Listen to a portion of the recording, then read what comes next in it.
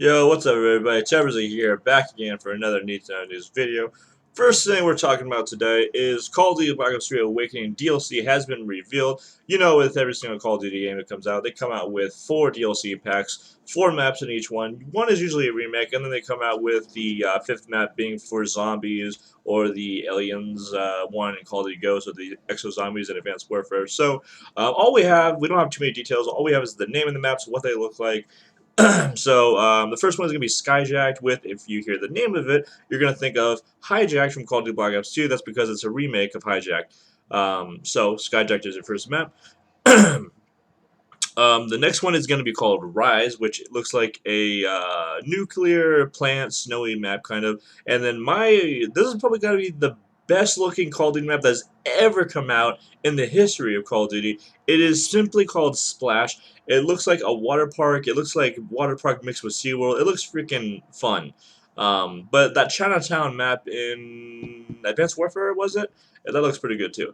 And then the last map is called Gauntlet, which looks like a tsunami hitting, like a tsunami has hit a city, and then the city has like a jungle side to it, so it looks kind of interesting. And then we have the I don't know how to pronounce this, but I'm gonna try.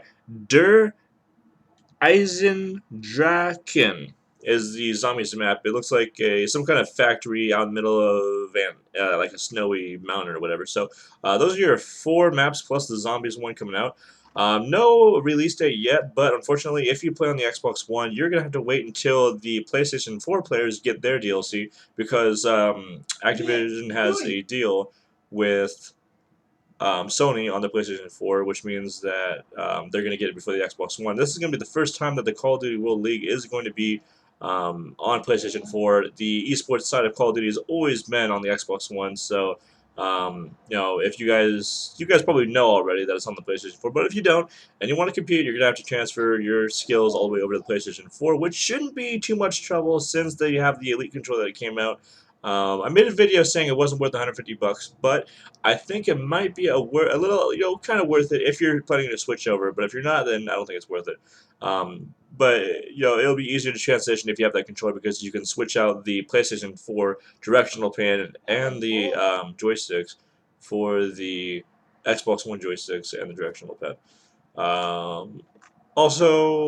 Bungie stuff is happening with Destiny. Bungie has announced that they're going to be shifting towards the free limited time events versus the monolithic DLC that they've come out with. With the Dark Below and the House of Wolves.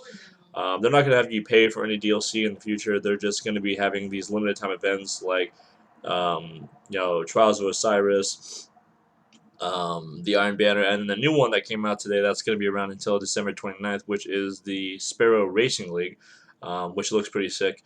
Um, so just to let you know, they're only going to have like stuff, and the way that they're going to have it for free is because people are buying so much cosmetic stuff using real money, they're going to be able to give you stuff for free. So let's talk about this racing league thing for a second here. So it is going to be its own playlist in the Crucible. You are going to be able to get the same rewards as if you were playing, Control or Rift. So you're going to be able to get strange coins, motes of light, any kind of armor, any kind of Ingram. And they have 2 specific maps for it. They have one on Mars and one on Venus. Hopefully, they're going to add one in the next week or 2 before this thing ends in 3 weeks. But it looks pretty cool. They have the background and the scenery decked out like you're, actually racing, like you're racing in Forza or NASCAR or whatever. They have the checkered flags and everything. And the cool thing about it is there's also bounties that you can do. The way that you're going to be able to enter in this racing league is you're going to have to get your own license, and the way that you get your license is going to a Holiday, which she is on the tower in the hangar, and she's in charge of the ships and everything and the sparrows. That's where you usually go to buy sparrows from her and everything. So you have to get the quest from her, and then you have to get the license, and then there's also going to be a book, a volume 1 record book that is going to be on the main tower, the lobby of the tower, where you get your cosmetic things like your emotes and those things for Trials of Osiris. I forget what they're called. And there's going to be a book. It's going to be free, and it's just going to be a record book. And you open it, you're going to turn the page. It's going to be a record of your fastest lap, how many races you've done, how many you've won, how many you've lost. Just any kind of statistic that you can think of will be in that record book. So they're going to have that for you guys in the cosmetic section of the tower, right next to the postmaster. But that's basically everything you need to know about the racing league. There's going to be bounties and stuff for you guys to do. And I think there's going to be a couple other licenses. You're also not going to be racing with your sparrows that you have. They're going to be giving you, your, sparrows that are specifically designed to do racing, and they're going to be a little bit bigger than your normal size sparrow that you have with your ghost.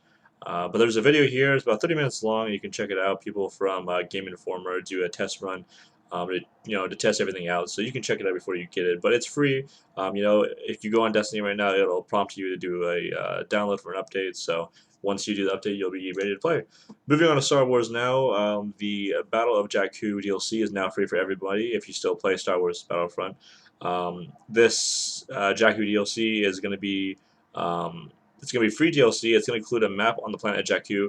It's going to be featured in the upcoming Star Wars Episode 7, The Force Awakens, which comes out soon. And then it's going to take place about 30 years before the film actually happens. There's not going to be any spoilers, so you don't have to worry about that. And it's going to include some new modes. It's going to have Blast on it, which is basically Team Slayer. It's going to have Assault on it, which is one team defends the the Imperials defend the AT-ATs, and then the Rebels have to try to destroy them. And there's also going to be other game modes, so you can check them out. PlayStation 4 has announced that multiplayer this weekend is going to be free for those that do not have PlayStation Plus. It's going to be going on from December 11th, which is this Friday at 12:01 a.m. Pacific Standard Time, and that is 3:01 a.m. Eastern Standard Time, through Sunday, December 13th at 11:59 Pacific and 2:59 a.m. Eastern on December 14th. Sony recognizes that there's a lot of people that play their games on their console that don't have enough money, or just maybe not be aware there's an online site, or maybe they just don't feel like buying it. So they're just going to give everybody a few days of test running the online experience so they can play multiplayer with their friends or with people online to test it out. And what they're hoping to do from this is obviously have people on Monday, when it's not free anymore, buy the PlayStation Plus. So it's a good marketing scheme, but they do say that multiplayer is one of the key components of the PlayStation 4 experience, and they want more people to join. So that's the reasoning behind that. Digging into our last few topics here, the Halo World Championship North American qualification ladder is available right now. This is going to be for the Halo World Championship that's going to be at the end of March of 2016. The championship. Right now there is 1,788 teams, it looks like. And it's free to enter. All you have to do is get 3 other players at the minimum. You can have up to 12 players, I think, on your roster, and you just compete. I recommend trying to get into the top 32 because usually, when they do playoffs, which is about 1.5 months after they start the ladder, they get the top 32 teams, and then they do the playoffs. And then I'm not sure if whoever wins is going to be qualifying. That's how they had it when Halo 3 first came out. We had Final Boss. I believe it might have been straight up, but I can't remember. That was in 2000 and at the end of 2007. That was a while ago. But they had a qualification ladder back then, and whoever won was able to qualify for the tournament. They'd get everything paid for free. I'm not sure if they're going to do that or if they're going to maybe get the top 4 teams, kind of expand it. But either way, it's a good opportunity for your team to get a lot of experience playing against some top teams like Noble Esports, Reality Check, Optic Gaming is in there. We have Vex, Velocity, a lot of well-known um, organizations that have success in esports. You also have Team Liquid and Evil Geniuses as well, just to name a few others. So hop in. The link will be down below for you to register your team. And there's also ladders, for $1,000. There's an EU ladder, doubles EU, singles, and singles EU. So the ladder is only for North America. It's not for Europeans, unfortunately, but it is what it is. And talking about Call of Duty now, the Call of Duty World League now has their Pro Division open for registration. That's going to be going on, I believe, from December 14th is when it starts. So if you want to compete in Call of Duty, you want to compete in Halo 5, you can register on there with your team of 4. And there's a lot of restrictions compared to Halo 5 Guardians, the World Championship. There's a lot of restrictions playing Call of Duty World League. You have to be 18 years or older. You have to have an account on ESL because it's not going to be on Game Battles. Since Major League Gaming is hosting or helping 343 Industries and ESL with their World Championship thing, they're not going to be um, you know, as involved with Call of Duty. They still are, since it is, kind of still their tournament. They have their league, but they're not going to have it on game battles. So you are going to have to go to ESL, and their website is a little bit more strict on what you can and can't do. So I will leave the link in the description below. Another link will be down there as well if you want to ask COD World League on Twitter any questions you have, or if you have any questions what World League is about. If you guys want me to, comment down below, and I'll make a separate video talking about what exactly the Call of Duty World League is. But there's going to be 2 links below, so you'll have all your questions answered, hopefully.